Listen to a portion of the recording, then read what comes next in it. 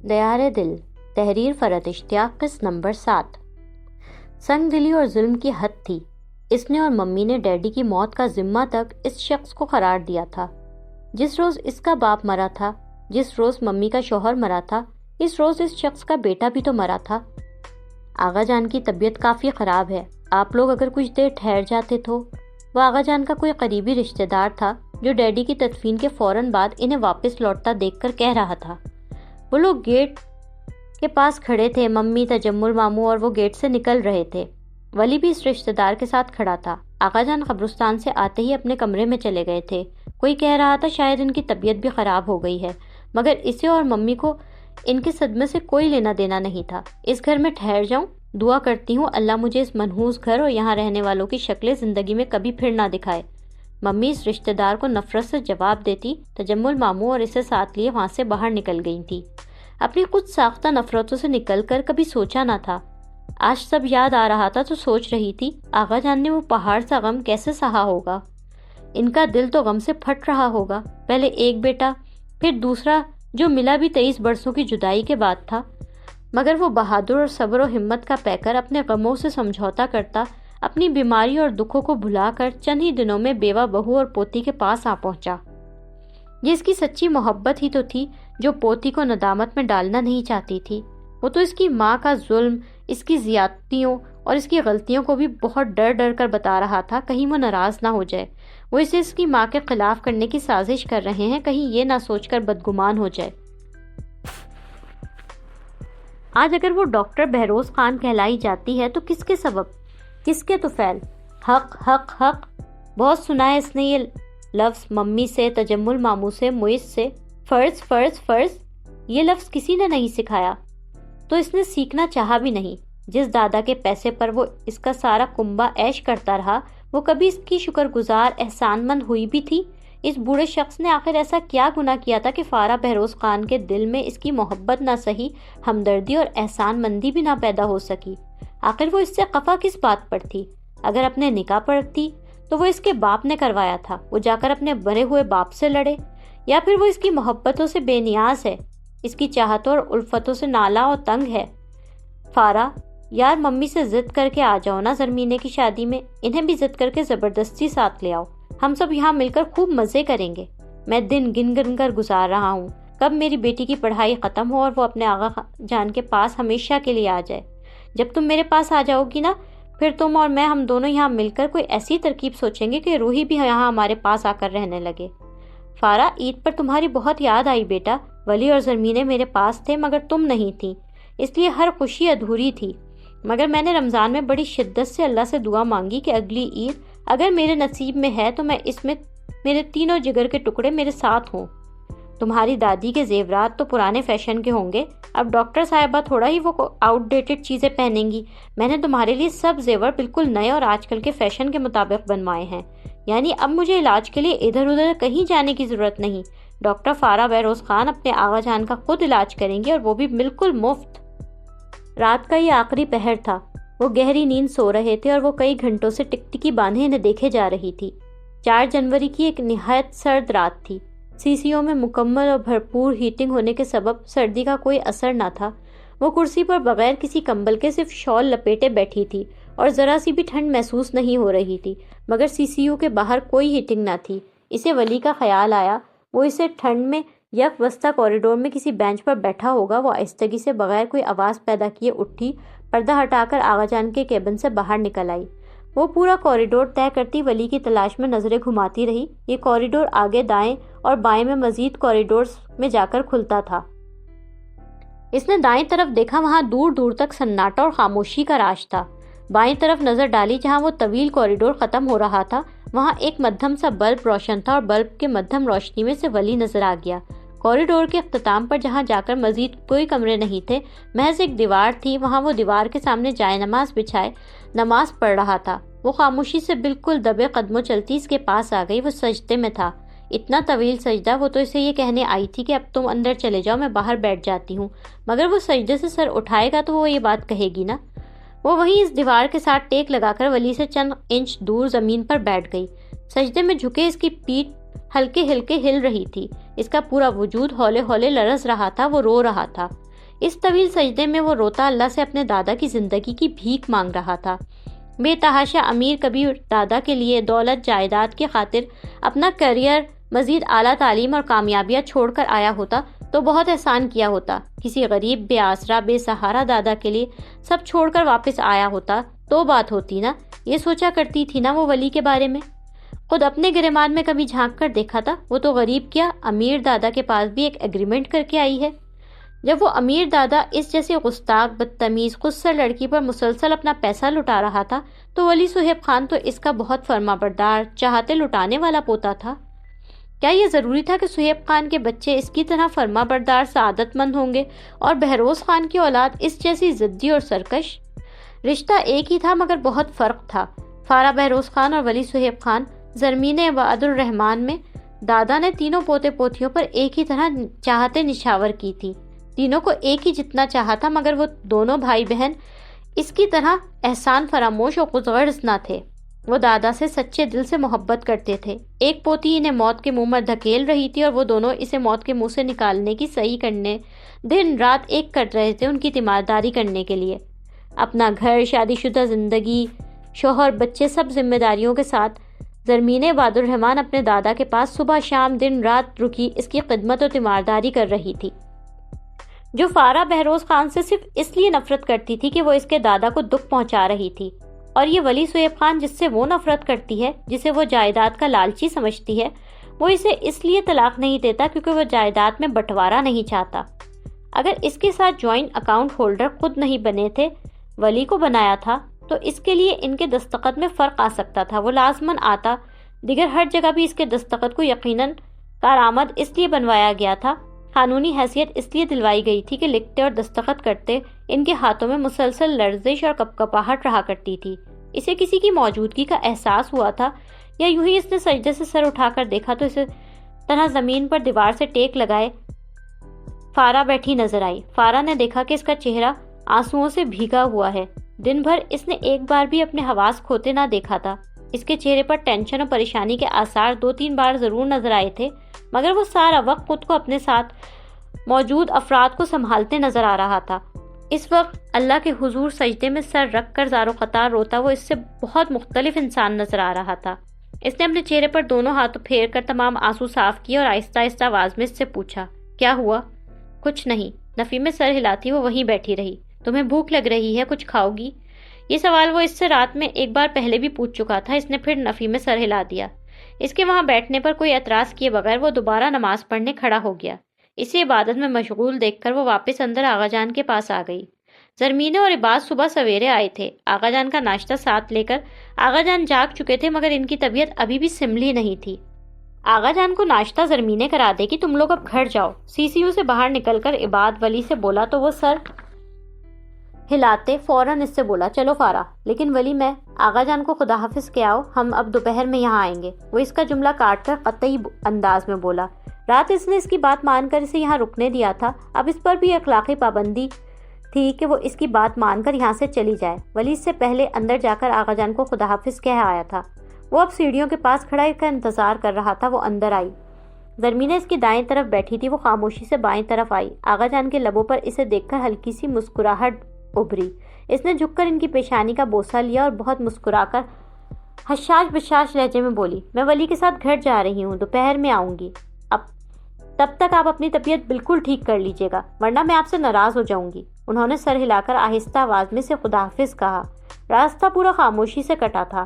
راستے بھر ان دونوں نے آپس میں کوئی بات نہ کی تھی، اور اب وہ گھر کے سامنے تھے۔ چوکیدار نے گیٹ کھول دیا تھا۔ ولی گاڑی اندر لے کر آیا۔ وہ اس عمارت پر نظریں مرکوز کیے ہوئے تھی۔ یہ اس کے ڈیڈی کا گھر تھا۔ اسے اس گھر کے در و دیوار سے کبھی محبت کیوں نہیں ہوئی؟ کیا وہ ڈیڈی کی بیٹی نہیں؟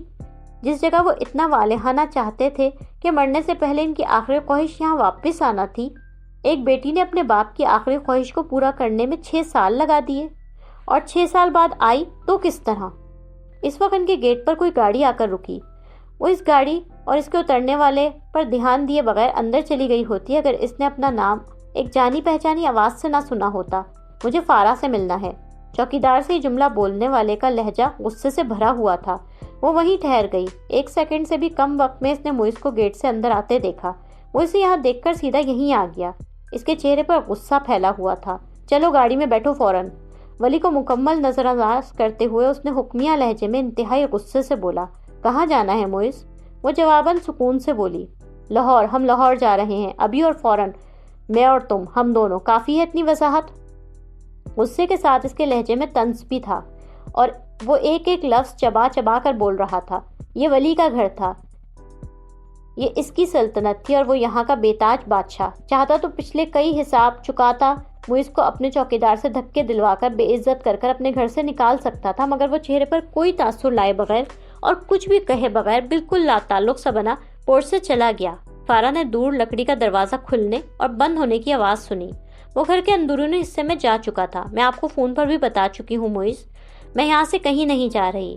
ابھی آغا جان بہت بیمار ہیں، میں ان کے پاس یہاں ہوں اور بعد میں بھی اب میں کبھی لاہور مستقل رہنے کے ارادے سے ہرگز نہیں آؤں گی۔ کبھی آپ سب سے ملنے آ جاؤں گی، وہ ایک الگ بات ہے۔ ولی کے اندر چلے جانے کی آوازوں کو پوری طرح محسوس کرتے وہ موئز سے بہت پرسکون لہجے میں بولی، اس کے طنز و غصے کا اثر قبول کیے بغیر، فارا، میں اپنے ہزاروں کام چھوڑ کر یہاں آیا ہوں، میرے پاس کسی بحث کا بالکل وقت نہیں۔ تم ابھی اور اسی وقت میرے ساتھ چل رہی ہو؟ نہیں۔ اس کا ایک لفظی جواب سن کر وہ بہت زیادہ غصے میں آ گیا۔ فارا، تم مجھے ناراض کر رہی ہو، تمہاری یہ فضول ضد اور غلط حرکتیں ہمارے رشتے پر بہت برا اثر ڈال رہی ہیں۔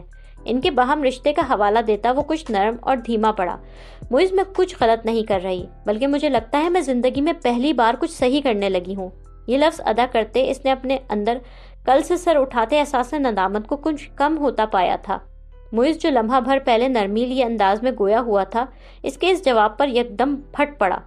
وہ پہلے سے بھی زیادہ طیش اور غصے میں آ گیا۔ وہ الو کا پٹا دادا کی بیماریوں کی داستانیں سنا کر تمہیں یہاں لے آیا اور تم چلی آئیں بغیر کچھ سوچے سمجھے، بنا کسی سے مشورہ کیے۔ ان لوگوں کے ساتھ تمہارا قلع اور جائیداد میں اپنے حصے کا معاملہ کورٹ تک چلا گیا ہے، یہ سوچے بغیر۔ اور اب جب تمہیں سمجھانے کی کوشش کی جا رہی ہے تو بجائے بات کو سمجھنے کے اپنی بے وقوفی پر ہٹ دھرمی سے جمی ہو۔ پہلے پھپھو کو اپنی ضدی حرکتوں سے ناراض کر کے کینیڈا بھیجا اور اب بجائے اپنی غلطی تسلیم کرنے کے مزید حماقتیں کرنے پر تلی بیٹھی ہو۔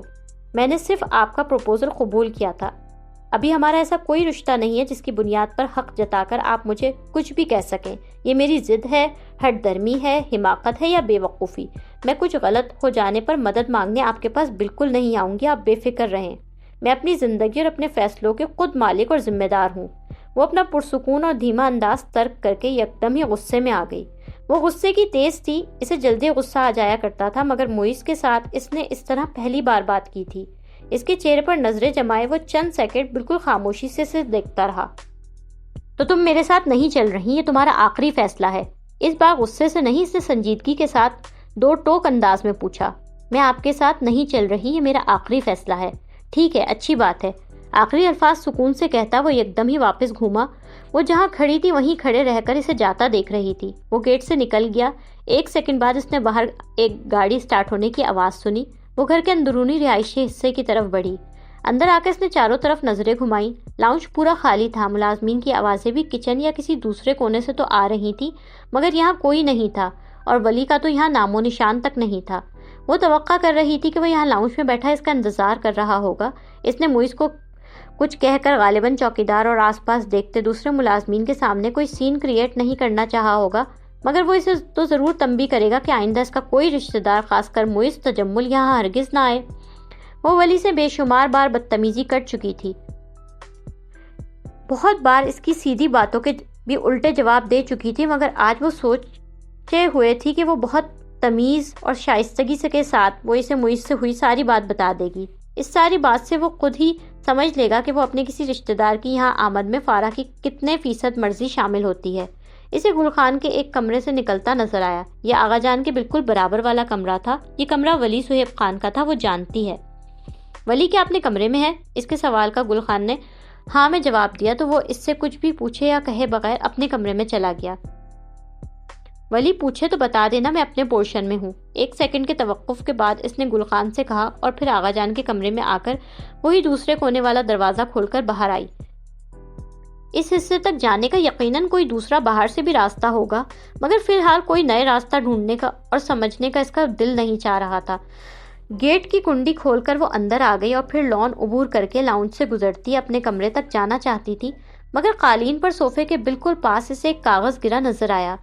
وہ آگے آئی اور وہ نیچے سے کاغذ اٹھا لیا۔ اس کاغذ کی پلاسٹک کوٹنگ ہوئی تھی اور اس کو طے کر کے اتنا چھوٹا بنایا گیا تھا جیسے ماچس کی ڈبیا۔ طے کھولتے کھولتے سے اچانک یاد آیا کہ یہ کاغذ آغا جان کی جیب سے گرا تھا۔ اس وقت جب وہ ان کی جیب سے دوا نکال رہی تھی تو ساتھ ہی یہ کاغذ بھی گرا تھا۔ سافٹ پلاسٹک کوٹنگ ہوئے اس کاغذ کی سب تہہ کھل چکی تھی اور اب وہ کھلا ہوا پورا کا پورا اس کے سامنے تھا۔ اس سفید کاغذ کو دیکھ کر اس کی آنکھیں آنسوؤں سے لبالب بھر گئی تھی۔ یہ کوئی تعجب کی بات نہ تھی، یہ اس کے باپ کی آخری تحریر تھی، ان کا استعفیٰ۔ باقی سب لفظ ٹائپ شدہ تھے مگر وہ دستخط تو ان کی اپنی لکھائی تھی۔ بے ساختہ اس نے ان حروف پر اپنے لب رکھ دیے، اسے والہانہ چوبا۔ اسے پتہ نہیں تھا ڈیڈی کے انتقال پر ان کی میت ساتھ لے جانے آئے آغا جان اپنے ساتھ چپکے سے یہ غیر اہم سا کاغذ اٹھا لائے تھے۔ اس نے ڈیڈی کی میز پر تب وہ استعفیٰ رکھا دیکھا تھا، مگر پھر اتنے بڑے غم اور ناقابل تلافی نقصان نے اسے اس کاغذ پر کبھی دھیان دلایا ہی نہیں تھا۔ اس نے وہ کاغذ اسی طرح واپس طے کیا اور اسے اٹھا کر اپنے کمرے میں آ گئی۔ یہاں سے واپس جاتے وہ اسے حفاظت سے آغا جان کے کمرے میں رکھ دے گی، یہ سوچتے ہوئے منہ ہاتھ دھو کر ابھی وہ بیڈ پر بیٹھی ہی تھی کہ اس کے کمرے کا دروازہ بجا۔ آنے والی لڑکی ریشم نام کی دوسری ملازمہ تھی جو سدھو کے ساتھ ہمہ وقت کچن میں مصروف نظر آیا کرتی تھی۔ اس کے ہاتھ میں کھانے پینے کی اشیاء سے بھری ٹرے تھی۔ اس ٹرے میں موجود ڈشز صبح کے ناشتے دوپہر کے کھانے کا مجموعہ تھیں۔ وہ اپنے لیے کھانے، ناشتے، چائے، پانی کسی چیز کا کہہ کر نہیں آئی تھی، تو اگر یہ سب کچھ اس کے پاس لایا گیا تھا تو اسے لانے کا گھر کے کسی فرد نے ہی حکم دیا ہوگا، اور وہ فرد کون تھا وہ اچھی طرح جانتی تھی۔ اس نے خاموشی سے ملازمہ کے ہاتھ سے ٹرے لی اور بیڈ پر سکون سے بیٹھ کر کھانا کھانے لگی۔ وہ آغا جان کے سامنے اپنا مرجھایا، زرد، رویا ہوا چہرہ نہیں لے کے جانا چاہتی تھی، بلکہ بالکل فریش، حشاش، بشاش، ہنستا مسکراتا چہرہ لے کے جانا چاہتی تھی۔ خود کو پوری طرح کھانے کی طرف راغب کر کے اس نے پوری دل جمعی سے سب کچھ کھایا، پھر تھرموس میں بھری چائے کے 2 کپ بھی پی ڈالے۔ کھانے پینے سے فارغ ہو کر اب وہ موبائل اٹھا کر اپنی ممی کو موبائل پر فون ملانے لگی۔ السلام علیکم ممی، کیسی ہیں آپ؟ جب لاہور اپنے گھر اکیلی رہ رہی تھی تب وہ اس کی کال ریسیو نہ کرتی تھی، مگر اب جب وہ ان کے دشمن کے پاس جا پہنچی ہے تب انہوں نے کال فوراً ریسیو کر لی۔ کیوں فون کیا ہے تم نے مجھے؟ ان کا لہجہ بے حد تلخ، انداز دل دکھانے کی حد تک اجنبیت لیے ہوئے تھا۔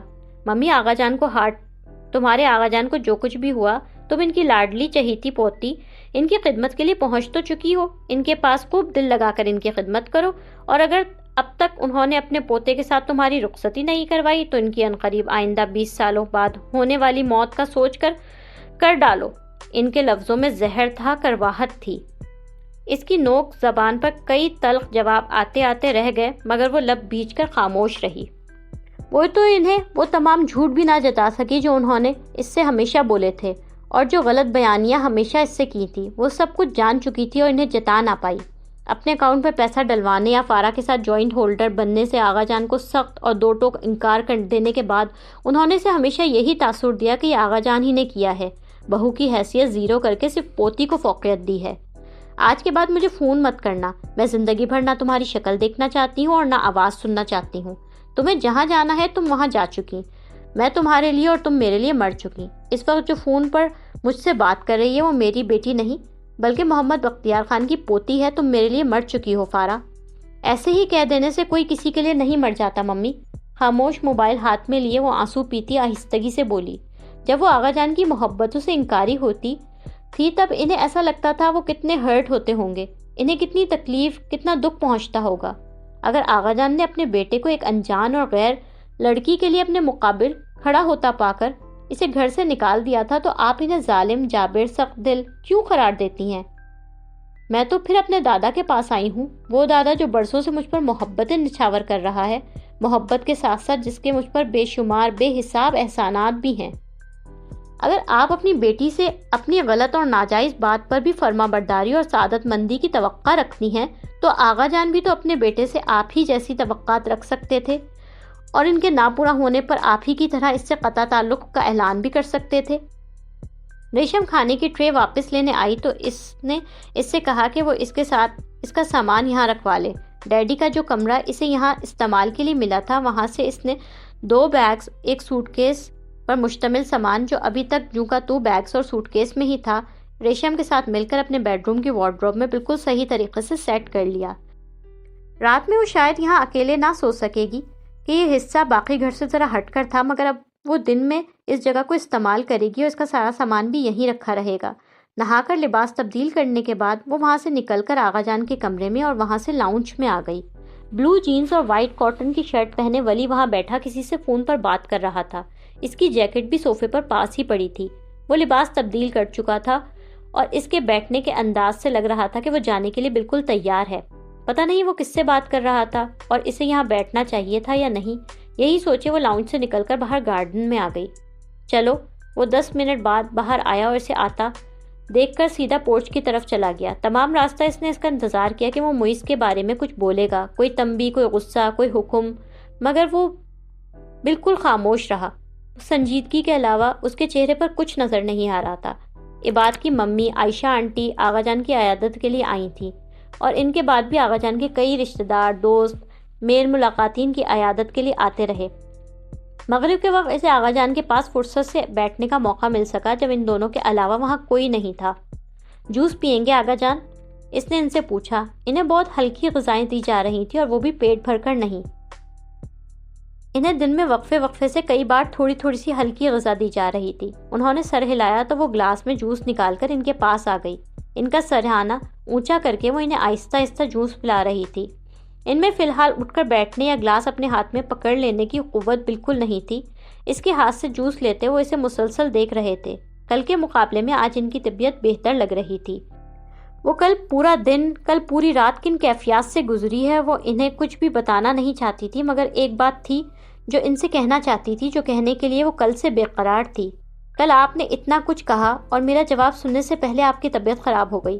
چند گھونٹ جوس کے پینے کے بعد انہوں نے گردن سے بس کا اشارہ کیا تو وہ گلاس سائڈ میں رکھ کر نیپکن سے ان کے لبوں اور داڑھی پر گرے جوس کے چند قطرے صاف کرتے ہوئے بولی، میں بھی آپ سے بہت محبت کرتی ہوں آغا جان۔ بس یہ ہوتا ہے نا کہ کوئی محبت ہمیں بہت وافر مل رہی ہوتی ہے، ہم یہ سوچ رہے ہوتے ہیں کہ ہمیں ہمیشہ سے مل رہی ہے اور ہمیشہ ہی ملتی رہے گی۔ ان سے کچھ بے نیاز سے ہو جاتے ہیں، اسے اپنا حق جو سمجھ رہے ہوتے ہیں، اسے فار گرانٹیڈ جو لے رہے ہوتے ہیں۔ لیکن کل جب آپ کی طبیعت خراب ہوئی، آپ کو کھو دینے کا خوف میرے اندر پیدا ہوا، یہ احساس جگا کہ یہ محبت مجھ سے چھن بھی سکتی ہے، تو مجھے پتا چلا کہ میں آپ سے کتنی شدید محبت کرتی ہوں۔ میں آپ کو کھونے کا تصور بھی نہیں کر سکتی آغا جان۔ آپ کو میرے لیے ٹھیک ہونا ہے، آپ کو میرے لیے زندہ رہنا ہے آغا جان۔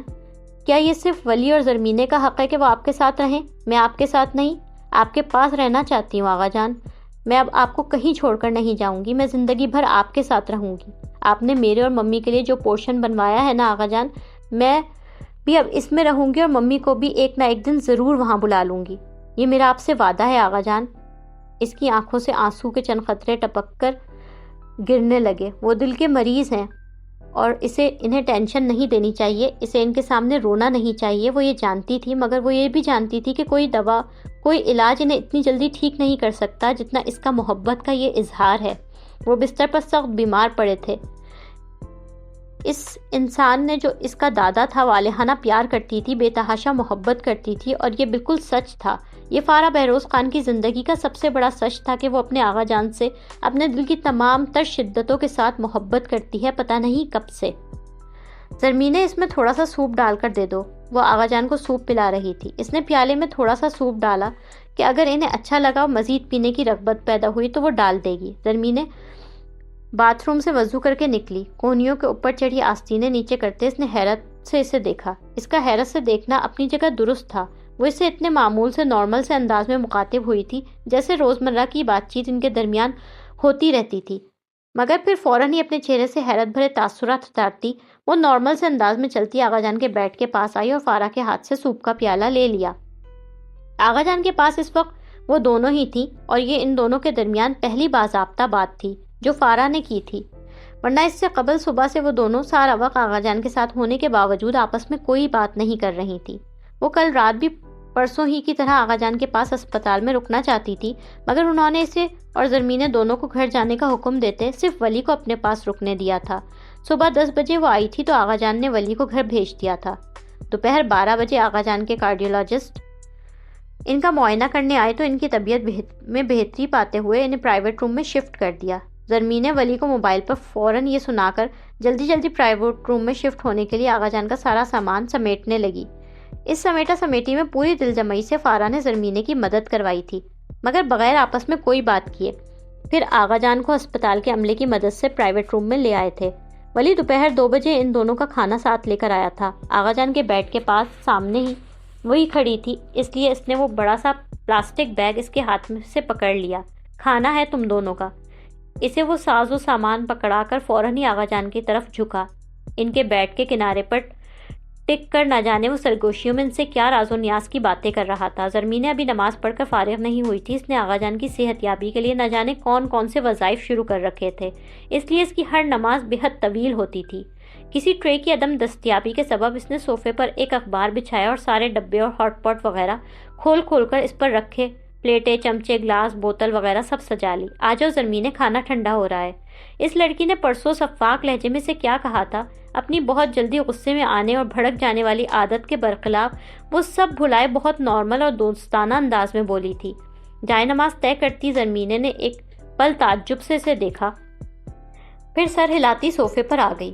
وہ دونوں ساتھ بیٹھ کر کھانا کھا رہی تھی اور ولی کی باتیں سنتے آغا جان بڑی غور سے ان دونوں کو دیکھ رہے تھے۔ وہ اندازہ لگا سکتی تھی کہ انہیں منظر بہت اچھا لگ رہا ہے۔ ان کے تینوں پوتی پوتا ان کے پاس ہیں اور آپس میں بہت خوشگوار دوستانہ ماحول میں باتیں بھی کر رہے ہیں۔ آغا جان کی یہ کیفیت جب وہ سمجھ چکی تھی، جو ہمیشہ ان سے بہت دور رہی تھی، تو ولی اور زرمینے جو پلے بڑے ہی ان کے پاس تھے، وہ کیوں نہ سمجھ پاتے؟ غالباً یہی وجہ تھی جو زرمینے چند لقمے لینے کے بجائے اطمینان سے کھانا کھانے لگی تھی۔ یہ فرائیڈ رائس باقی کے تم لے لو، میں صرف یہ چکن جلفریزی لوں گی۔ وہ دونوں جیسے بچپن کی بچھڑی سکھیاں تھیں، جنہیں ایک دوسرے کی پسند ناپسند سب پتہ تھی۔ کم از کم ان کے بولنے کا انداز تو ایسا ہی لگ رہا تھا، جبکہ سچ تو یہ تھا کہ ابھی ابھی ساتھ بیٹھ کر کھانا کھاتے کھاتے سے یہ پتہ چلا تھا کہ زرمینے چاولوں کو روٹی پر کسی دوسری چیز کے مقابلے زیادہ پسند کرتی ہے۔ وہ باقی سب ڈشز کو چھوڑ کر صرف چاولوں پر تھوڑی سی جلفریزی اور سلاد ڈال کر کھانے میں مصروف تھی۔ ولی نے گردن گھما کر بس ایک ہی بار ان دونوں کو کھانا کھاتے دیکھا تھا، اس کے بعد پھر وہ آغا جان کے پاس بیٹھ کر باتیں کرنے لگا تھا۔ پیٹ بھر کر کھانا کھا لینے کے سبب کھانے کے بعد کچھ وقت ان دونوں کا اونگتے گزرا۔ عصر کے وقت عباد کی آمد ہوئی اور پھر اس نے کچھ دیر بعد وزٹنگ آورز شروع ہو جانے کے سبب رشتہ داروں اور دوست احباب کی آمد و رفت کا سلسلہ شروع ہو گیا۔ آغا جان کو 7ویں دن ہسپتال سے ڈسچارج کر دیا گیا تھا۔ کل دوپہر وہ ہاسپٹل سے گھر آئے تھے اور پھر ان کی عیادت کے لیے آنے والوں کا جو تانتا بنا تھا، تو ان سب میں کسی کو بھی رات گئے تک ایک لمحے کی فرصت نہیں ملی تھی۔ صبح وہ اپنے معمول کے وقت پر بیدار ہو گئی تھی۔ آغا جان کو جاگا دیکھا تو وہ ان کے لیے ناشتہ بنانے کچن میں آ گئی۔ وہ دلیا چن کر چولہے پر چڑھا کر فارغ ہوئی کہ زرمینے کچن میں آ گئی۔ آؤ زرمینے، چائے پیو گی؟ اس کے ہاتھ میں چائے کا کپ تھا اور وہ خوش اخلاقی سے اسے بھی چائے آفر کر رہی تھی۔ نہیں، میرا کافی کا موڈ ہے، ناشتے میں ساتھ کافی لوں گی، وہ فارا کو جواب دیتی اس کے پاس ہی آ گئی۔ دلیا چڑھایا ہے میں نے آغا جان کے لیے، جب تک ولی ان کا منہ ہاتھ دھلوا کر لباس تبدیل کروائے گا یہ تیار ہو جائے گا۔ زرمین نے کوکنگ رینج کی طرف آتا دیکھ کر اس نے بتایا۔ سر ہلاتے وہ خاموشی سے اسے دیکھنے لگی۔ اس کی مسلسل خود پر مرکوز نگاہوں سے حیرت ہوتے اس نے دیکھا۔ فارا، میں نے اس روز تمہارے ساتھ مس بہیو کیا تھا، میں تم سے اس دن کی تمام باتوں کے لیے معذرت چاہتی ہوں۔ معذرت؟ لیکن مجھے تو تمہاری کوئی بات بری نہیں لگی۔ ہم غصہ اسی کو دکھاتے ہیں جس پر اپنا حق سمجھتے ہیں۔ وہ غصہ نہیں، بدتمیزی تھی اور بہت دل دکھانے والی باتیں تھیں فارا۔ یقین کرو مجھے اپنی باتوں پر بہت افسوس ہوا۔ عباد سے بھی مجھے اس رات آ کر بہت ڈانٹ پڑی۔ وہ کہہ رہے تھے تم نے اس کی حالت دیکھی نہیں تھی، وہ کتنی پریشان تھی، اور پھر تم نے اس کے ساتھ اتنی بدتمیزی سے بات کی۔ یقین کرو بقول تمہاری ہماری خاندانی موروثی عادتوں کے باوجود میں حقیقت میں اتنی بدتمیز نہیں۔ دراصل مجھے تم پر بہت غصہ تھا، اور جس پر مجھے غصہ آ رہا تھا میں اس سے میٹھی بن کر منافقت نہیں دکھا سکتی۔ زرمینے کی حد درجہ سنجیدگی کے باوجود اسے بے ساختہ ہنسی آ گئی۔ اپنی خاندانی و موروثی بدتمیزی پر فخر میں بھی کرتی ہوں۔ اسے ہنستا دیکھ کر وہ بھی ہنس پڑی۔ میں پہلے تمہیں بہت غلط سمجھتی تھی۔ بہروز پاپا کے انتقال کے بعد تمہارے رویوں کے لیے میں تمہیں کہیں نہ کہیں رعایت دے بھی دیتی تھی۔ مجھے لگتا تھا اتنے برسوں کی غلط فہمیاں ہیں، تمہیں اور روحی تائی کو کچھ عرصہ لگے گا آغا جان کے خلوص کو سمجھنے میں، مگر جب تمہارا MBBS فائنل ایئر کا رزلٹ آیا اور تم نے اپنے رزلٹ کی اطلاع آغا جان کو نہیں دی، جب تم پر مجھے پہلی بار بہت شدید غصہ آیا۔ وہ تمہارا رزلٹ آنے پر کتنے خوش تھے۔ میری فاری کا رزلٹ آنے والا ہے، میری پوتی ڈاکٹر بننے والی ہے، وہ اپنے ہر ملنے والے سے اس کا ذکر کرتے تھے۔ وہ شرارت سے مجھے چھیڑتے تھے کہ تم پیچھے رہ گئیں، فارا تم سے پہلے ڈاکٹر بن گئی۔ لیکن جب تم نے انہیں اپنے رزلٹ سے آگاہ نہیں کیا، بلکہ انہوں نے خود ہی تم سے فون کر کے تمہارے رزلٹ کے بارے میں پوچھا اور یہ پتہ چلا کہ رزلٹ آئے بھی 20-25 دن گزر چکے ہیں، تب ان کے چہرے پر بکھرے رنج کو دیکھ کر مجھے تم بہت بری لگیں۔ وہ تمہارے اس رویے سے ہرٹ ہوئے تھے۔ میں آغا جان سے اس روز بہت لڑی تھی کہ اتنی بے حس لڑکی پر کیوں اتنی محبتیں برباد کر رہے ہیں۔ انہوں نے مجھ سے کہا، زرمین، فارا مجھ سے بہت محبت کرتی ہے، میں نے اس کی آنکھوں میں اپنی لیے محبت دیکھی ہے، بس صرف زبان سے اس کا اقرار نہیں کرتی۔ بہروز کی بیٹی ہے نا، اس کی طرح تھوڑی ضدی ہے۔ مجھ سے بہت پر یقین لہجے میں یہ سب کہہ کر جب وہ تمہارے پاس ہونے کی خوشی میں بہت ساری چیزیں لے کر تمہارے پاس لاہور گئے تو وہاں اس روز جو کچھ ہوا وہ گھر واپس آنے کے بعد جو درد اور غم میں ڈوبا وجود میں نے آغا جان کا دیکھا، تو اس کے بعد مجھے تم پہلے سے بھی زیادہ بری لگی اور مجھے تم پر پہلے سے زیادہ غصہ آیا۔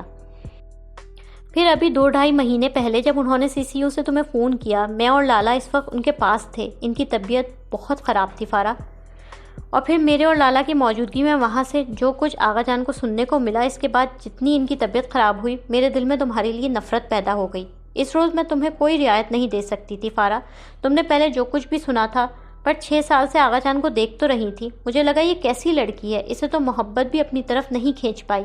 آغا جان اس کے سوائے محبت کے کچھ نہیں مانگتے۔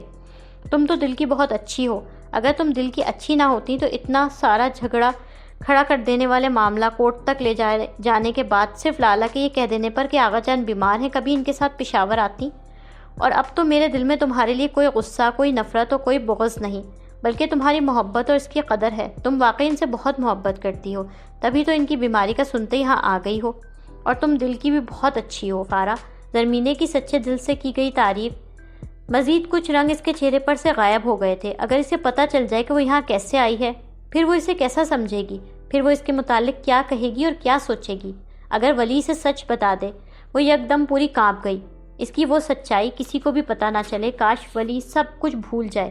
ولی کچن کے دروازے پر آ کر کھڑا تھا۔ وہ زرمینے سے آغا جان کا ناشتے کا کہنے کے لیے آیا تھا۔ شاید اس نے زرمینے کی باتیں سن لی تھیں۔ اس نے ولی کے چہرے پر طنز تلاش کرنا چاہا، مگر وہاں سوائے سنجیدگی کے کچھ نہیں تھا۔ اگر وقت پیچھے کی طرف لے جایا جا سکتا تو اس پل فارا بہروز خان نے شدت سے یہ دعا مانگی کہ 1 جنوری کی وہ دوپہر لوٹ آئے، وہ اس میز پر ولی کے سامنے بیٹھی ہو، وہ اپنی شرط فارا کے سامنے رکھے، وہ اس شخص کو قبول کرنے کے بجائے بضد ہو کے اس شرط کے بجائے پیش کیے جانے کے اسباب پوچھے۔ اس کے پہم اصرار پر جب وہ اسے یہ بتانے پر مجبور ہو جائے کہ آغا جان کی بیماری کے سبب وہ کسی بھی قیمت پر اسے اپنے ساتھ لے جانا چاہتا ہے، اس لیے یہاں آنا ہے، تب وہ اس سے کہے کہ وہ آغا جان کے پاس چل رہی ہے بغیر کسی شرط اور معاہدے کے۔ ولی زرمینے سے ناشتے کا کہہ کر فوراً ہی وہاں سے چلا گیا، اور زرمینے جلدی جلدی آغا جان کے ناشتے کی تیاری کرنے لگی۔ اس عجلت اور تیز رفتاری کے عالم میں اس کا دھیان فارا کی خاموشی کی طرف سے بالکل ہٹ گیا۔ وہ زرمینے، میں ابھی آتی ہوں کہہ کر وہاں سے نکل کر اپنے پورشن میں آ گئی۔ سیدھے اپنے کمرے میں آ کر الماری میں رکھے بیگ کی زپ کھول کر اس نے اس میں سے سب سامان کے بالکل نیچے دبا لفافہ نکالا اور وہ کاغذ آخر باہر نکال لیا۔ اس پر نظر ڈالے بغیر اس نے اس پرزے کر دیا، اور پھر وہ سب پرزے ہاتھوں میں سمیٹے کچن میں لے آئی۔ چولہا جلا کر اس نے وہ سب چھوٹے چھوٹے پرزے آگ لگا دیے۔ آغا جان کو اسپتال سے آئے 8 دن ہو گئے۔ ان کی طبیعت میں بہتری پا کر ولی نے 2 دن سے دوبارہ آفس جانا شروع کر دیا۔ زرمینے ابھی یہیں تھی، عباد بھی ہر دن چھوڑ کر یہاں آغا جان کی عیادت کے لیے آ رہا تھا۔ اس رات بھی وہ آیا تھا۔ بہت خوشگوار سے ماحول میں آغا جانی کے کمرے میں رات کا کھانا کھایا جا رہا تھا۔ وہ اپنے بیڈ پر بیٹھ کر کھانا کھا رہے تھے، جبکہ باقی سب صوفے پر بیٹھے ہوئے تھے۔ کیا ہوا، تم جلدی کیوں کھا چکی؟ اسے اپنی پلیٹ خالی کر کے میز پر رکھتے دیکھ کر زرمینے بے ساختہ بولی۔ لگتا ہے فارا کو ہماری پشاوری کھانے بالکل پسند نہیں آ رہے۔ بھئی زرمینے، کھانے میں تھوڑا سا لاہوری ذائقہ بھی شامل کرو۔ عباد مسکرایا۔ نہ پشاوری نہ لاہوری، ان خاتون کو سرے سے دیسی کھانوں ہی سے رغبت نہیں، یہ تو چائنیز پسند کرتی ہیں۔ وہ جواباً خاموشی سے مسکراتی رہی، مگر اس کی طرف جواباً زرمینے نے دے دیا۔ عباد لطیفے سنا سنا کر سب کو ہنساتا، ماحول کو خوشگوار بنائے ہوئے تھا۔ اسے بات کا یہ بے تکلفانہ دوستانہ انداز اچھا لگا تھا۔ اسے سب کے ساتھ بیٹھ کر کھانا کھاتا بھی بہت اچھا لگ رہا تھا۔ اپنے گھر وہ پچھلے کئی برسوں سے اکیلے کھانا کھانے کی عادی ہو چکی تھی. یاد ہی نہیں رہا تھا کہ فیملی کے سب لوگ اگر ساتھ مل کر کھانا کھاتے ہیں تو عام سا کھانا بھی کتنے مزے کا لگنے لگتا ہے. لائک، کامنٹس، شیئر کریں اور تازہ ترین اپڈیٹس کے لیے سبسکرائب کریں.